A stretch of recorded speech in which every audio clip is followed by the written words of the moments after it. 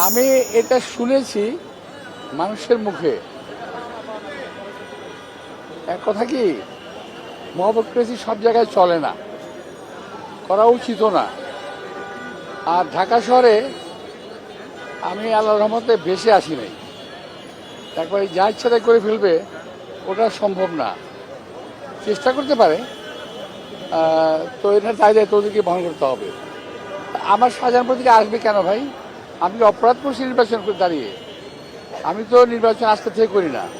এটা নিয়ে আমার প্রায় 5-6বারের মতো নির্বাচনে আমি প্রতিদ্বন্দ্বিতা করছি। আমি তো এর আগেও বহু বহু ঘটনা ঘটেছে। তো ওগুলো কোনো বিষয়ে মনে করি না। যারা নাকি একান্তই দুর্বল প্রার্থী, তারা সবল প্রার্থীর বিরুদ্ধে সাথে কথা বলবেই। আমি এটাকে খুব একটা গায়ে মাখছি না। আইন শৃঙ্খলা পরিস্থিতি নিয়ে আমি নিজেও খুব শঙ্কিত। কারণ কয়েকদিন আগেও আমাদের একজন কর্মীকে হত্যা করা হয়েছে এবং গতকালও বোধহয় একজনের উপরে আক্রমণ করা হয়েছে। আর আইন শৃঙ্খলা পরিস্থিতিটার যাতে আরও খারাপ হয়, এই জন্য কিছু কিছু প্রার্থী উস্কানিমূলক কথাবার্তা বলছে। আপনি খেয়াল করে দেখবেন যে আমাদের এই আসনে কিছু কিছু প্রার্থী, তাদের যে কাজকর্ম, তাদের কথাবার্তা অত্যন্ত উস্কানিমূলক। যেমন আমার সঙ্গে তারা বলতেছে, আজে বাজে কথা বলতেছে। আমি এই ব্যাপারে কোনো রিয়াকশন দিতে চাই না, দিবও না। আমার এলাকার ভোটারদের প্রতি আমি আহ্বান জানাবো, তারা যেন যে কোনো রকম উস্কানিমূলক কথাবার্তা এবং কাজকর্ম থেকে নিজেকে বিরত রাখেন। বিরত রাখেন মানে কি, যেন কানে না তোলেন। কিছু কিছু লোক আসছে যারা নাকি খুব সস্তায় পপুলারিটি পেতে চায়, বিষয়টা তেমন না।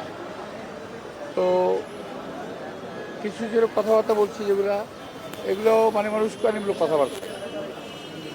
এবং অনেকে নির্বাচন কমিশনের বিধিমালা লঙ্ঘন করে মানে অন্য প্রার্থীর বিরুদ্ধে কথা বলছে।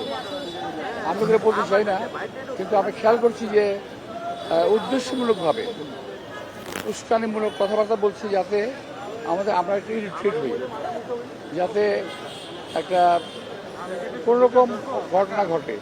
তো আমাদের নেতা কর্মীরা অত্যন্ত সুশৃঙ্খল, শান্ত, এবং তারা কোনো রকম উস্কানিতে পা দেবে না। এটা হলো আমাদের সবচেয়ে বড় বিষয়। আর কিছু কিছু প্রার্থী নিজেদেরকে তুলে ধরতে গিয়ে অন্য প্রার্থীর বদনাম করছে, যেটা নাকি নির্বাচন আচরণ বিধিমালার লঙ্ঘন।